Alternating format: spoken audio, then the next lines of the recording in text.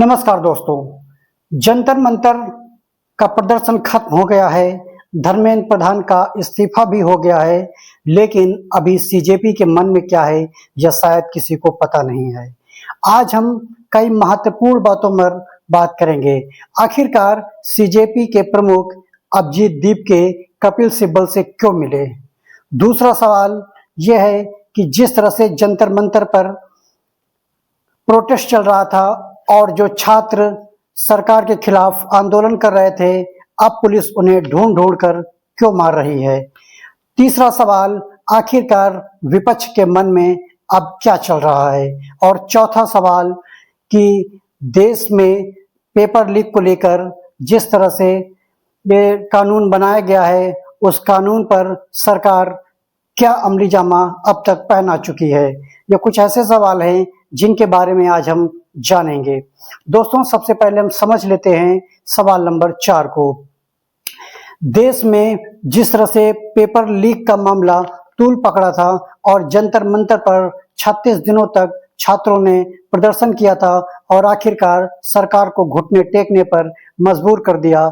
दोस्तों, इसमें कोई दो राय नहीं है कि धर्मेंद्र प्रधान का इस्तीफा तो हो गया है। कई लोग यह जरूर मान रहे होंगे कि धर्मेंद्र प्रधान का इस्तीफा तो सरकार की एक सोची समझी चाल है, सरकार दरअसल कुछ अलग करना चाहती है। हाँ, ये बात बिल्कुल क्लियर है कि सरकार के संसद में कई ऐसे बिल हैं जो पारित कराना चाहती है और इस प्रदर्शन के चलते और इस मानसून सत्र के चलते हंगामे की भेंट रोज संसद चढ़ रही थी और विपक्ष है कि सिर्फ इस्तीफे पर ही अडिग था। ऐसे में सरकार के पास कोई ऑप्शन भी नहीं था कि वह करे तो क्या करे और आखिरकार सरकार को छात्रों के आगे घुटने टेकने ही पड़े और शिक्षा मंत्री धर्मेंद्र प्रधान को इस्तीफा देना ही पड़ा। दोस्तों, इसमें कोई दो राय नहीं है कि सरकार इसी संसद पर मानसून सत्र में पेपर लीक के मुद्दे पर पूरी तरह से अभी भी सजग है और वो कठोर से कठोर कानून बनाने के लिए प्रेरित है। दोस्तों, इसमें कोई दो राय नहीं है कि सरकार कठोर कानून बनाने के लिए अमली जामा बहुत जल्द पहनाने वाली है। सरकार पूरी तरह से यह समझ चुकी है कि अगर छात्रों के भविष्य से खिलवाड़ किया गया तो निश्चित तौर पर यह देश कब एक बड़े आंदोलन की ओर बढ़ जाएगा, इसमें कोई दो राय नहीं है। दोस्तों, सरकार जिस तरह से पेपर लीक मामले पर लगभग एक अपना खाका तैयार कर चुकी है कि उसमें 10 साल की सजा होगी और लगभग 10 करोड़ रुपए जुर्माना होगा। सरकार इतना सख्त कदम पेपर लीक के मामले में क्यों उठा रही है, यह जीता जागता उदाहरण आपने कुछ दिन पहले जंतर मंतर पर देख ही लिया होगा। छात्र सब कुछ बर्दाश्त कर सकता है, लेकिन अपने भविष्य से खिलवाड़ नहीं बर्दाश्त कर सकता और निश्चित तौर पर यह अकाउंटेबिलिटी सरकार की होनी चाहिए कि जो छात्र दिन रात एक करके पढ़ाई करता है, अपना दिमाग खपाता है, आखिरकार जब परीक्षा का वक्त आ जाता है तो कुछ घंटे पहले उसे पता चलता है कि पेपर लीक हो गया। ऐसे में तमाम सवाल पैदा होते हैं।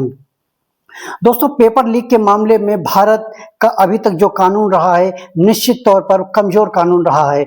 अगर आप दूसरे देशों के कानून देखें, चीन जैसे कानून को आप देखें तो वहां आजीवन कारावास है और पूरी संपत्ति जब्त करने का भी प्रावधान है और 10 करोड़ के आसपास का जुर्माना भी चीन में है। दोस्तों, जापान में भी आजीवन कारावास है पेपर लीक के मामले पर। इसी तरह ऑस्ट्रेलिया, कनाडा और अमेरिका, ब्रिटेन में भी कुछ ऐसे ही प्रावधान है। निश्चित तौर पर सरकार को ये सख्त करना ही होगा कि बच्चों के भविष्य से खिलवाड़ न हो। दोस्तों, आप दरअसल समझ लेते हैं कि बीजेपी दरअसल सीजेपी को लेकर इतनी चिंतित क्यों नजर आ रही है। एक तरफ ये कहा जा रहा है कि बीजेपी के सामने सीजेपी जिस तरह से खड़ी हुई है, आने वाले भविष्य में यह पार्टी टक्कर दे सकती है, लेकिन कई जानकारों का मानना है कि सीजेपी अगर भविष्य में कोई अपनी पार्टी बना लेती है और वह विपक्ष के साथ गठबंधन कर लेती है तो जो आंदोलन में छात्र शामिल हुए थे, निश्चित तौर पर भीड़ चाल की चाल में वो समझ जाएंगे कि सीजेपी पार्टी का सिर्फ ये दोहरा रवैया था और वह सिर्फ बीजेपी के खिलाफ है, ना कि वो सरकार के खिलाफ है।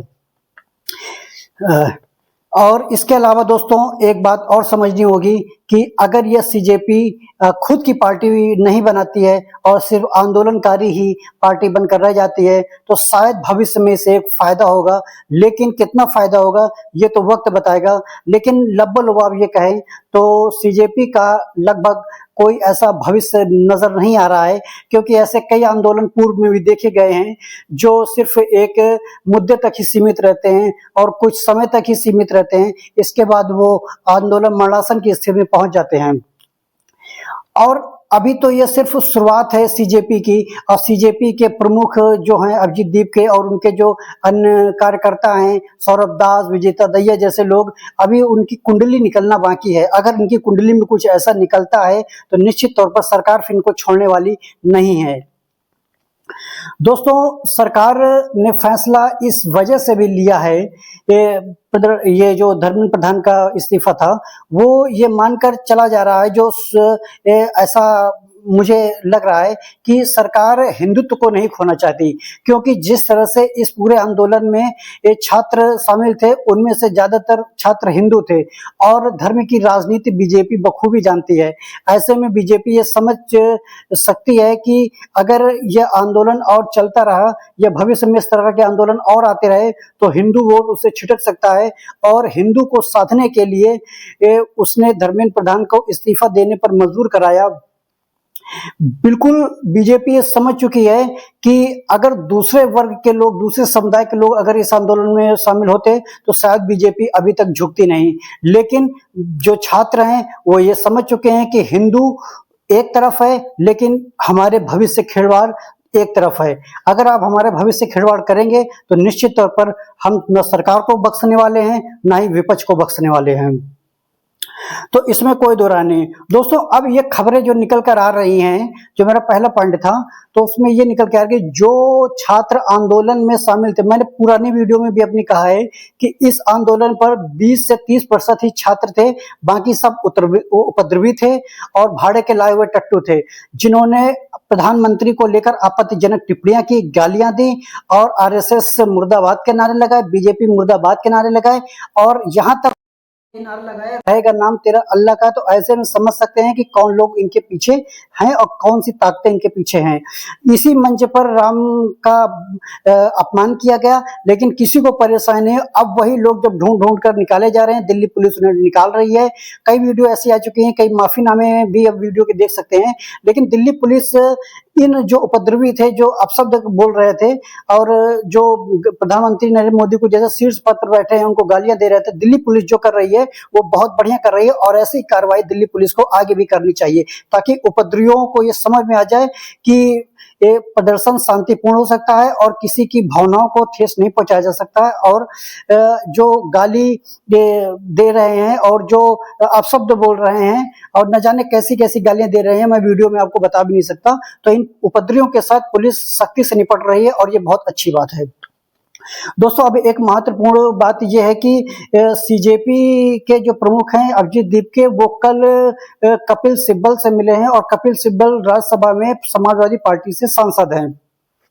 अब दोस्तों ऐसे कयास लगाए जा रहे हैं कि अब कुछ लोग तो ये कह रहे हैं कि जो छात्रों पर लाठीचार्ज हुई है, जो केस बन रहे हैं अभिजीत दीप के, उसे लेकर कपिल सिब्बल पर गए हैं केस लड़ने को लेकर और सब बातें लेकर, लेकिन कुछ रिपोर्ट्स ये भी निकल के आ रही हैं कि जो कपिल सिब्बल हैं वो अभिजीत दीप के कंधे पर बंदूक चलाकर उत्तर प्रदेश में कुछ बड़ा करने की फिराक में, या आप ये कह सकते हैं कि आंदोलन जिस तरह से जंतर मंतर में हुआ कुछ उसी तरह से आंदोलन उत्तर प्रदेश में भी होने की संभावना जताई जा रही है। और वो योगी आदित्यनाथ का एक ऐसा लूपहोल ढूंढा जा रहा है जिससे छात्रों को एकत्रित किया जा सके और आंदोलन को चरम पर पहुंचाया जा सके।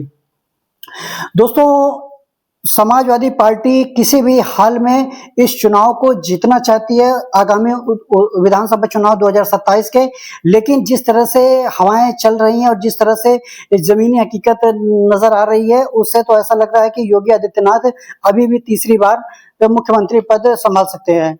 लेकिन इस आंदोलन का फायदा उठाकर कई ऐसे लोग हैं जो उत्तर प्रदेश में आंदोलन करना चाहते हैं जंतर मंतर की तरह, और योगी आदित्यनाथ की सरकार को नीचे दिखाना चाहते हैं। लेकिन इसमें कोई दो राय नहीं है कि योगी आदित्यनाथ अपने फैसलों पर कितने अडिग है। उन्होंने अभी एक फतेहपुर की जनसभा में कहा था कि जो भी परीक्षाओं और के माफिया हैं, पेपर लीक के माफिया हैं, उनके लिए दो ही जगह हैं, या तो जहन्नुम है या तो जेल है। तो ऐसे में योगी आदित्यनाथ को समझा जा सकता है कि योगी आदित्यनाथ बिल्कुल क्लियर उनका स्टैंड है कि बच्चों के भविष्य से खिलवाड़ नहीं होगा, और ये बात प्रदेश की जनता और प्रदेश के छात्र जानते हैं। और अगर भविष्य में या कुछ महीने बाद अभिजीत दीप के उत्तर प्रदेश में जंतर मंतर की तरह आंदोलन करने की सोच रहे हैं, तो उन्हें मुंह की खानी पड़ेगी और उन्हें नाकामी देखने को पड़ेगी, क्योंकि उत्तर प्रदेश का छात्र ऐसा नहीं है। दोस्तों, हो सकता है कि अभिजीत दीप के जो सीजेपी पार्टी के प्रमुख हैं, वो उत्तर प्रदेश में जौहर यूनिवर्सिटी को जिस तरह से गिराने का अल्टीमेटम दिया गया है उत्तर योगी सरकार के द्वारा, उसे लेकर अगर कुछ प्रदर्शन करते हैं, या छात्रों को लेकर, क्योंकि इसमें भी छात्र अटैच है। क्योंकि कई अगर ये जो जौहर तो विश्वविद्यालय अगर ये धराशायी होता है, इसमें बुलडोजर चलता है, तो कई छात्रों के यानी हजारों की संख्या में छात्रों के भविष्य पर संकट आ जाएगा। ऐसे में ये छात्र मुद्दा भी सीजेपी उत्तर प्रदेश में रख सकती है। लेकिन अगर निश्चित तौर पर अगर ये सीजेपी ने करने की कोशिश की, तो निश्चित तौर पर उसे परिणाम भुगतने होंगे। क्योंकि ये मान लीजिए कि उत्तर प्रदेश, जैसे मैंने पूर्व में कहा कि उत्तर प्रदेश का छात्र ऐसा बिल्कुल नहीं है, और ये निश्चित तौर पर एक हिंदू और मुस्लिम का मुद्दा बन सकता है। ऐसे में जो छात्र हैं वो निश्चित तौर पर इससे दूरी बनाएंगे, क्योंकि वो विवादित भी है और सरकार ने उसकी पूरी जांच की है। ऐसा नहीं है कि जौहर यूनिवर्सिटी बिल्कुल सही बनी हुई है, उसकी पूरी जांच हुई है। जब सरकार ने पूरी जांच की है, तब उसके चीजें निकल कर आई हैं और तब उसे धराशायी करने का निर्णय लिया गया है। दोस्तों, इसमें कोई दो राय नहीं। अब अगर सीजेपी पार्टी को अगर आप देखें, तो उसका भविष्य कोई बहुत ज्यादा दूर तक दिख नहीं रहा है। हो सकता है कि कई ऐसे आंदोलनकारी संगठन कभी कभी बने हैं जो 1 साल 2 साल के अंतर्गत ढह गए हैं। और अगर निश्चित तौर पर अगर भविष्य में सीजेपी कुछ बड़े आंदोलन को और अगर जन्म देती है या करती है, तो निश्चित तौर पर सीजेपी एक बड़े आंदोलनकारी पार्टी के रूप में जानी जा सकती है।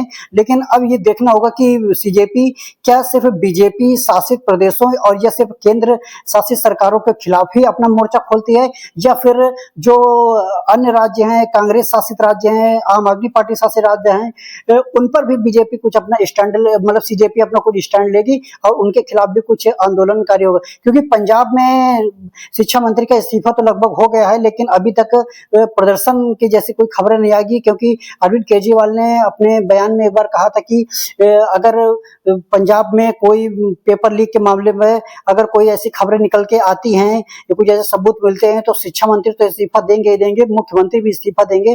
तो ऐसे बयान को लेकर क्या सीजेपी कुछ भविष्य में नया प्रोटेस्ट कर सकती है, ये देखने वाली बात रहेगी। नमस्कार।